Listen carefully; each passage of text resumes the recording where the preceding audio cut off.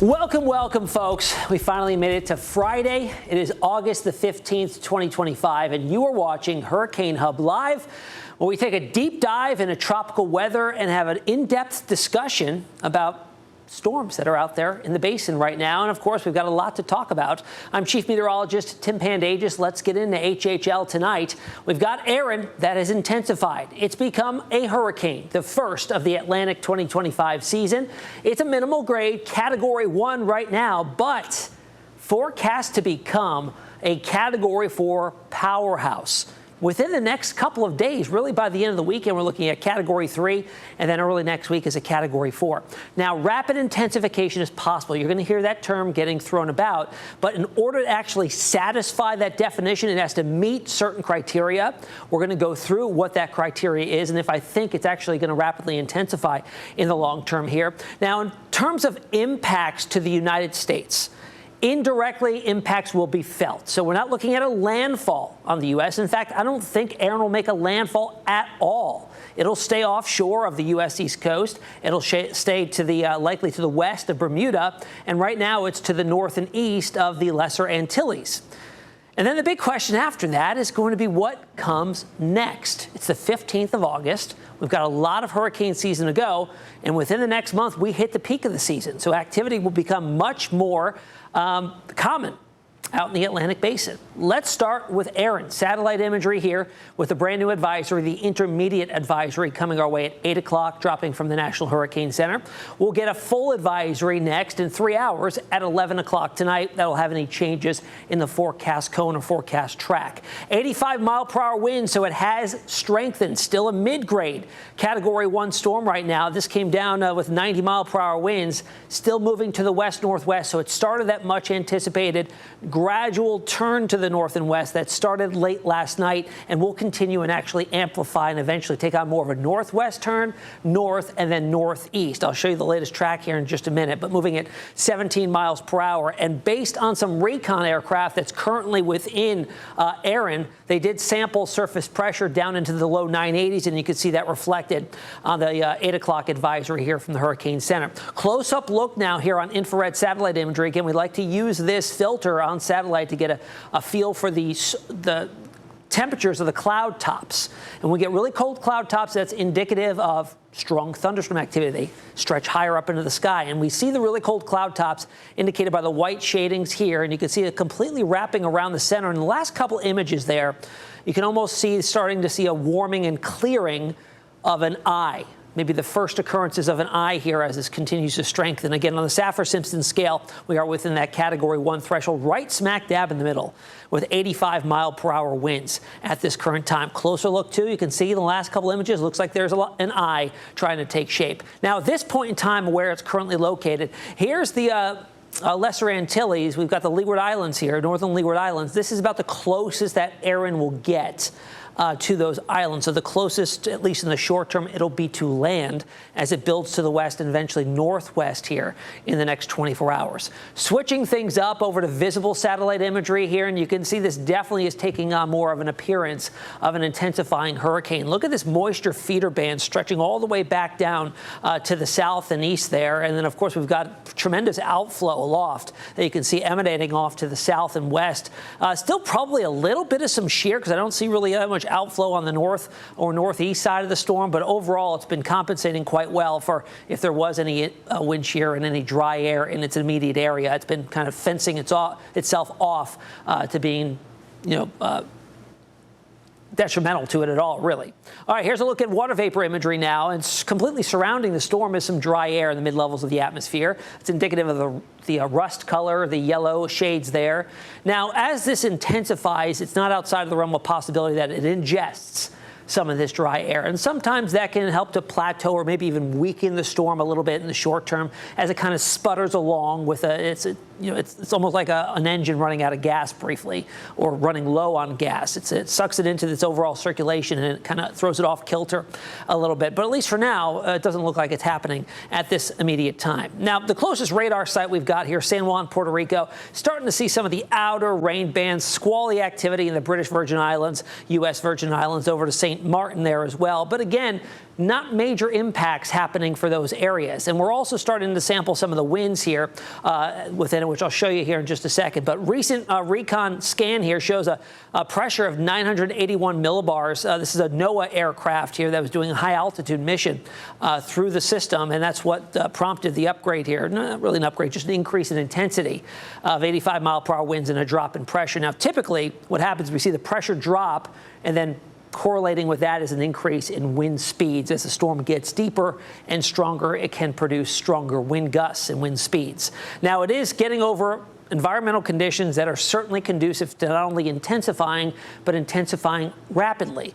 Sea surface temperatures have been around 80 degrees or even low 80s for about the last day and a half. But for the first several days of Erin's lifespan, it was over waters that just weren't very warm at all. They were in the upper 70s, not very conducive to support tropical development or tropical growth. Yet it overcame all of that and still maintained tropical storm status up until earlier today. And now it's moving into even warmer waters. Look at the forecast track, heading into an area of the southwest Atlantic that's currently experiencing a marine heat wave. Water temperatures here are in the mid to upper 80s, and it's not just at the skin of the surface of the water. It extends down to a depth. Ocean heat content here is plentiful, and that's deep, warm water. And why that is important is because when we get a strong hurricane, the winds are obviously very strong next to that core, and it starts to mix up the ocean, something called upwelling. And that tends to mix up colder waters from a depth up to the surface, replacing the warm water at the surface. Now, when you've got deep, warm water, you're just mixing up more and more warm water, so it's plentiful. And it's not really going to run out of energy sources here. So it's moving into a very conducive area for continued intensification. But look at the Caribbean here. I mean, out as you get towards Jamaica and the Cayman Islands, you've just got jet fuel for storms. Thankfully, we have nothing forecast to be in the Caribbean anytime soon, but it's always fair game as you get into late August and early September closer to the peak. All right, let's visit the hurricane track here of Erin. We're going to visit this multiple times, but this is the tail end of that track as we get into early next week, and we're already up to a Category 4. The intensity guidance has continued to go up each time they put out an update during the full advisory. 145-mile-per-hour winds at peak Monday afternoon, Category 4. Category 5 is 157 and greater. So could it possibly be stronger than what's indicated? It could. It could over-amplify for sure and overperform as it moves to the north. But I just want to show you something clear here, is this cone does not look, or the storm does not look to impact any land. Notice the track stays well offshore of the eastern seaboard. We've got Bermuda right there, so it may get into the cone, but it looks like it'll pass by off to the west of the island, which is going to be a whole nother issue if it gets close enough. It'll be on the dirty side of that storm, strongest winds, heaviest of the rain, that sort of thing. But we'll cross that bridge when we get there. And then by Wednesday afternoon, this is when it goes out to, we get a 5-day cone, so still a Category 4 at that point. So what do the hurricane models see here? Each line is a different computer model. We call these a spaghetti plot. And mostly in line with what the Hurricane Center is showing here. Most of these lines falling within that cone, that forecast cone. There are a few outliers farther off to the east, and earlier there were a few outliers to the west. Now it seems to be shifting farther to the east, farther away from the east coast of the U.S., and unfortunately closer to Bermuda. How about the ensemble members of both the GFS and the European? What you're looking at here, I know there's a lot of lines, but in the red is going to be the European ensemble. The yellow is the GFS. What is an ensemble? It's a run of either the Euro or the GFS, dozens of times in some cases, tweaked very minuscule tweaks at the beginning. They change a variable slightly to kind of get a different outcome. And you can see the spread here, again, majority of which falling within that cone. And I tell you what, the uncertainty or the spread in the long term has really shrunk. A couple days ago, at the end of the forecast cone, we had about a 1,200-mile spread. When it was down here, we had a spread from the Bahamas to like 200 miles east of Bermuda. Now it is really narrowed, the majority of which, again, are falling within that cone. A few outliers to the east and outside, and there are a few ensemble members in both the Euro and the GFS, the yellow and red here, that fall outside of the cone to the west there. Could those possibly verify? Sure, they could, but they would be well outside of all the rest of the agreement here that falls within that cone from the National Hurricane Center. A few. We've got a GFS and a European run here that comes awfully close to Cape Hatteras, and the southern Outer Banks of North Carolina. So something that bears watching. So again, this is the first hurricane of the season. And when we look back at climatology, typically we see our first hurricane occur on or around the date of August the 11th. So we're a little bit late in regards to climatology. And typically in an average season, we get around 7 hurricanes or so. And then 3 of which are going to be major hurricanes. So when do we typically see those? It is forecast to become a major hurricane, and typically that doesn't happen until September the 1st. If we get a major hurricane here, say Sunday, the 17th, we're going to be 2 weeks ahead of time for the first major hurricane of a season. And again, 3 major hurricanes are an average season during a normal hurricane season. All right, let's get some buoy reports now. We see on satellite where exactly Erin is, and there are a few buoys nearby. You know, they really have the buoys as you get closer into the Bahamas here, but we have one to sample that does get some wave heights here, and we can also get some ocean wind speeds. We're getting some 12-foot wave heights here on this buoy located to the north and almost northwest of the center of Erin right now, with some winds there at 36 miles per hour. So again, it's pretty displaced from the center. Way far out, we're already getting close to tropical storm force winds there, well northwest and 12-foot seas.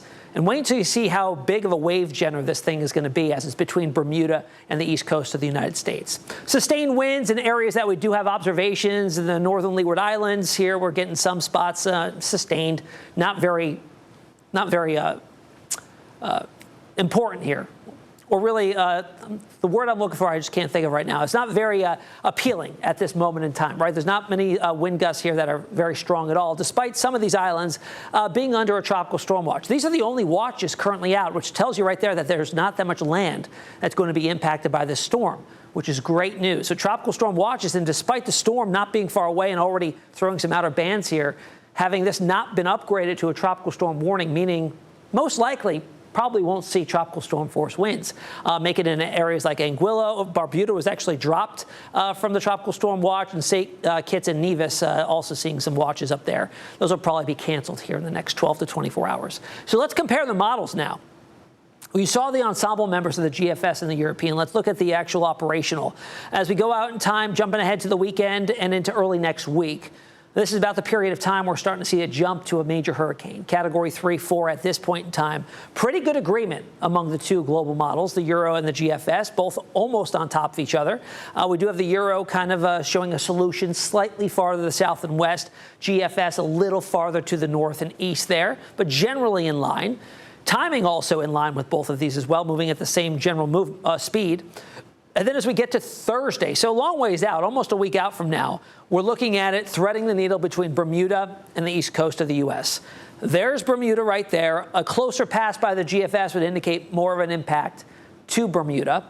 If it gets even closer, if the GFS verifies a little farther to the east, stronger winds, the core of the winds, we get closer to Bermuda. The Euro, on the other hand, tracks it slightly farther to the west, which does put maybe some gusty tropical storm force winds in portions of the Outer Banks of North Carolina, if that were to verify. Again, the core of the strongest of the winds are going to be the closer you get to the center of Erin, and I think the center stays far enough from any land that hurricane force winds won't be an issue. We just may have some gale force winds right along the immediate coastline if it verifies farther to the west. And then just also look at how much larger it becomes as it gains latitude. As it climbs north, its wind field will expand, and eventually as it gets farther to the north, it'll begin an extratropical transition as it loses some of its tropical characteristics, and that won't happen for about 10 days. So a lot of time to watch it. Now, since Bermuda looks to be the only area that's going to be really impacted by this storm, let's look back at Bermuda's hurricane history. Now, I only plotted here major hurricanes because that's probably what Erin will be as it passes its closest to the island there. So there's been 36 major hurricanes on record passing within 100 miles of St. George. And it's very, very rare to get a landfall on Bermuda. Although 2014, there were 2 hurricanes that made landfall in a week on the island. It's rare, but that year, 2014, it was quite common. One was a major hurricane, one was not. But very interesting to see there how they all track. And most of the time, it's going to be on a track that's looping on out to sea, obviously. It's very rare we get something coming in out of the Gulf or even developing here in the Southwest Atlantic and moving up in that direction. So it's in a great spot that it can catch those recurvature storms out to sea. All right, so what's steering and what's going to be driving Erin to the north here? in just a little while, really. It's already started that turn to the west-northwest, but eventually it's going to take a sharp turn to the north. And we've got a ridge, a sprawling subtropical high, sprawling ridge here that by Tuesday, by early next week, when we're looking at a Cat 3 or Cat 4, Erin is going to begin to weaken. And we're going to see an opening develop here pretty much from the East Coast to Bermuda. And that's going to allow an escape route for this to begin lifting north and getting sensed and tugged by a trough, an upper-level trough that's going to be dipping on through, or really a cold front that's coming in into southern New England that'll pick that up and lift it to the north and eventually turn it north and east. So this is Erin steering as depicted by the Euro. But look at the agreement here. The GFS is very similar. In fact, the breakdown of the ridging happens a little bit earlier, allowing that turn to the north, which is why the GFS is slightly farther to the east. It senses the breakdown a little bit sooner and can maybe make that turn north a little bit earlier and ahead of schedule than what the European is seeing.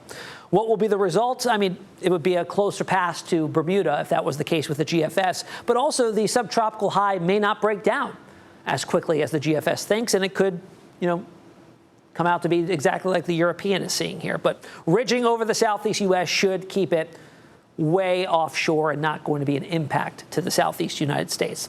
How about the track history? We've been seeing slow adjustments here to the south and southwest as the storm has been verifying south and southwest of the actual track. Most recently, though, the first time it's actually been adjusted farther to the east and northeast. You can see that red line here on top of all the black lines that are previous forecast paths here, and what the actual path that it's taken so far as a tropical storm and then now a Category 1 hurricane. So it does look to stay safely, at least forecasted to stay safely in between Bermuda and the east coast of the U.S. How does the cone look in the past? This is very interesting to see here. Again, that south to southwest jog over the last couple of days. And then here most recently in the red hue there is the most recent forecast cone that, again, adjusted a little bit farther to the east and northeast to reflect the newest model data.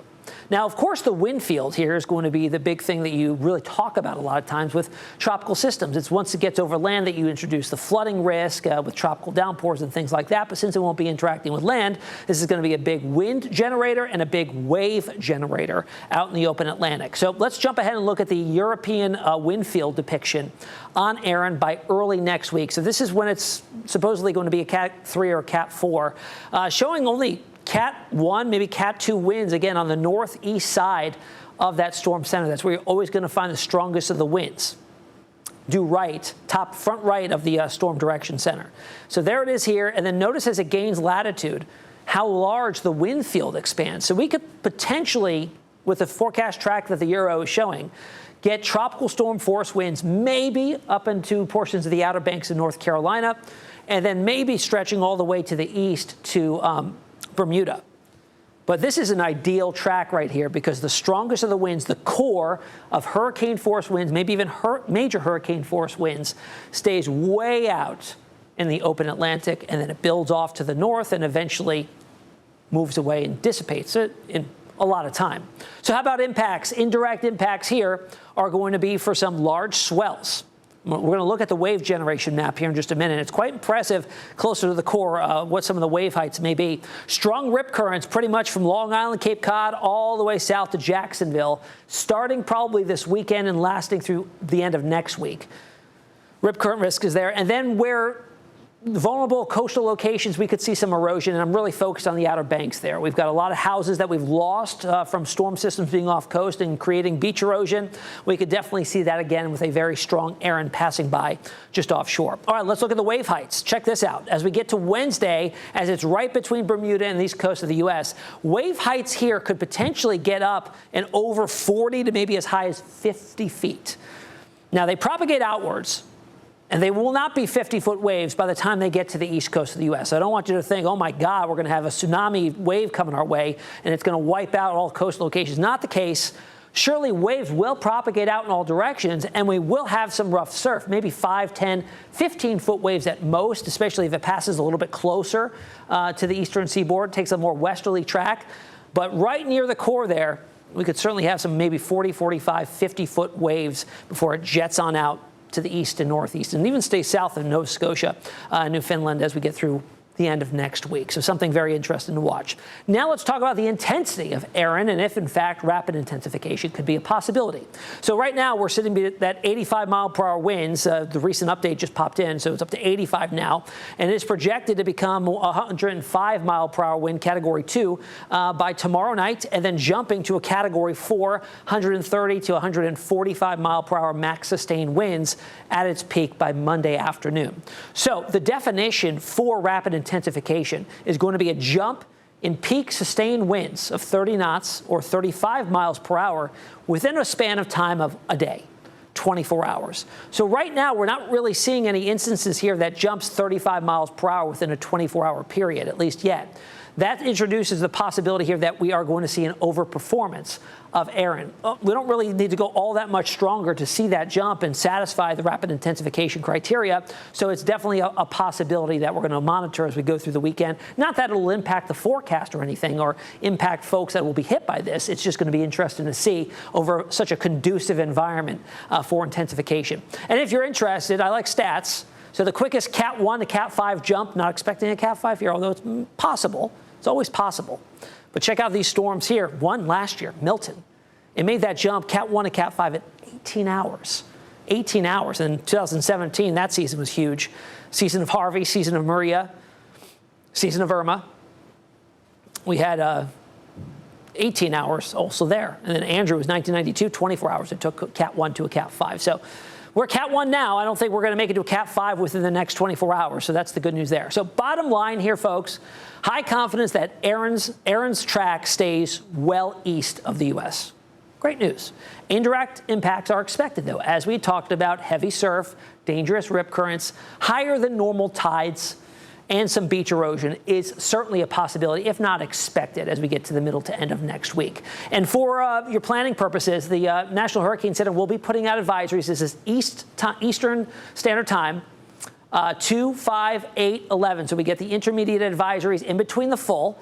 The full advisories come with the track changes. So the next update we get here is going to be a full advisory at 11 o'clock tonight, an update on watches and warnings, storm details, location, and you get a brand new cone, which over its lifetime so far, we haven't seen many changes in the track. So what's next? Erin's out of here in the next week. Still a long time to watch it. What's going to be on the heels of it? Well, still the main development region will be the hot spot, and that's typical for this point in the hurricane season. By the end of the month, 20th to 26th, the Climate Prediction Center does highlight an area coming off Cabo Verde Islands, exactly where we saw Erin originate from a robust wave train of tropical waves, African easterly waves here. Moderate chances, so that's north of a 40% chance of development coming out of that area, surrounded by an area of 20% low chances. Jumping out to the first couple of days of September to Labor Day weekend. Still highlighting this area, main development region, although shifting it a little farther to the west, including portions of the Caribbean, for, again, a low threat of a 20% chance of maybe seeing some more tropical systems originating from this area. So that's the latest on today's video, folks. I really appreciate you for watching. In the meantime, if you've got questions on tropical weather or you have some input on our next show, because we do this every weeknight at 8 p.m., find me on social media, Facebook, Instagram, X, and on TikTok. And as I mentioned, we are right back here. We're going to do it this weekend as well, 8 p.m. Saturday and Sunday, and we'll continue Hurricane Hub Live, 8 p.m. all week next week.